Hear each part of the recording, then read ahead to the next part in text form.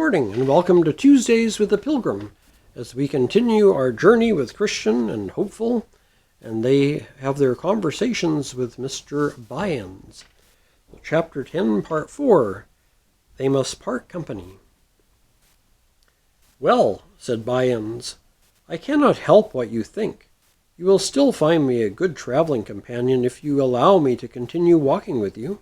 "If you will travel with us," said Christian, "you will have to go against the wind and current, and I believe this is contrary to your belief. You must also embrace this faith, not only when it wears silver slippers, but also when it dresses in rags. You must stand by it when it is cast into prison, as well as when it parades triumphantly through the streets and receives applause." "But you shouldn't impose your views on me, nor lord it over my faith," responded Byans.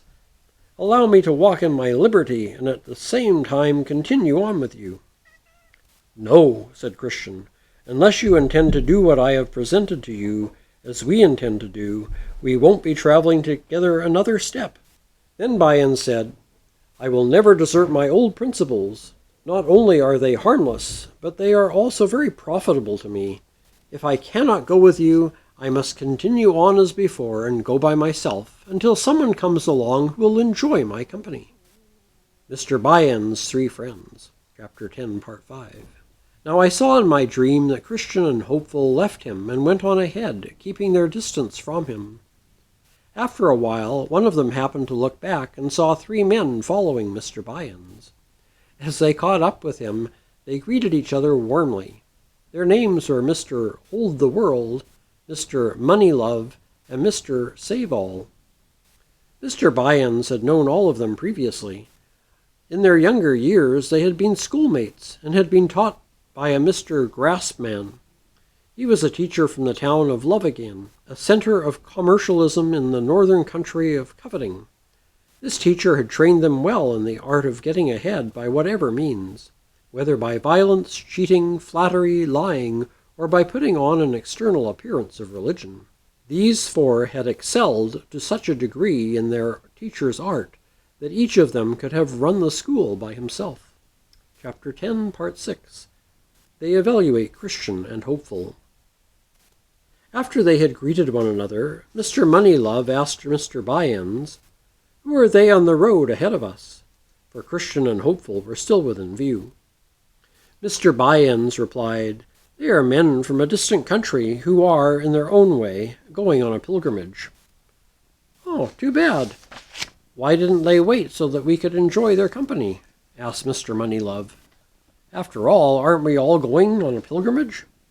"Yes, we are indeed, but those men up ahead are very rigid and dogmatic.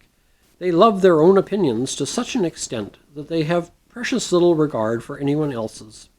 A person could be very godly, but if he doesn't agree with them on every point, they will thrust him completely out of their fellowship." "Well, that's bad," said Mr. Save-All. "However, we have read about some who are overly righteous.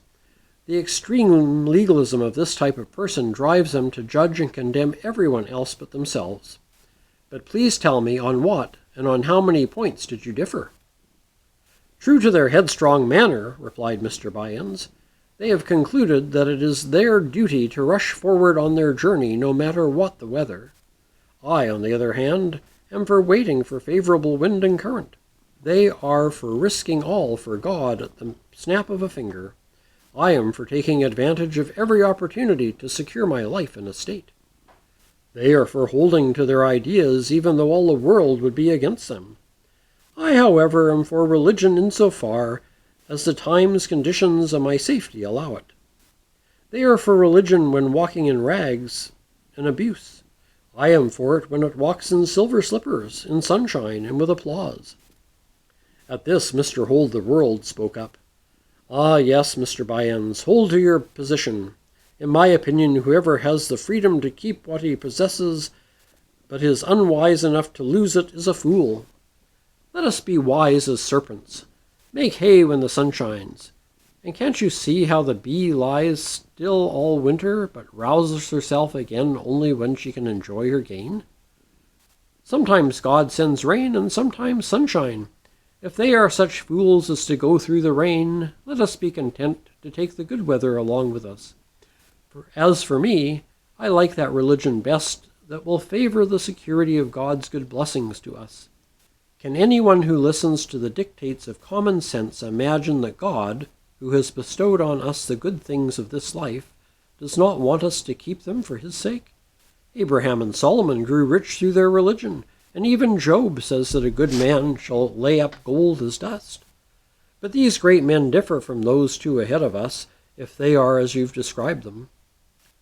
I think we will agree concerning this matter, so there is no need to discuss it any further, concluded Mr. Sayball. Mr. Moneylove agreed.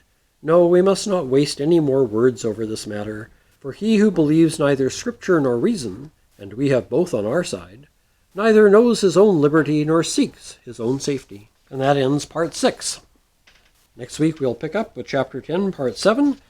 Until then, take care, stay safe, and God bless.